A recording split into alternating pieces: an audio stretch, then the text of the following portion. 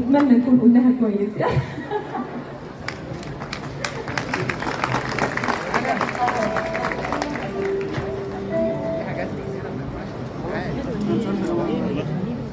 طبعا احنا معانا أسرة موسيقار الأجيال محمد عبد الوهاب اللي كلنا اتعلمنا منه ولسه بنتعلم منه لغاية النهارده. وأنا ليا الشرف إن أنا من أكتر الناس اللي بحب أغني لهم هو طبعا الأستاذ عبد الوهاب. هنغني في يوم وليلة للفنانة الكبيرة وردة.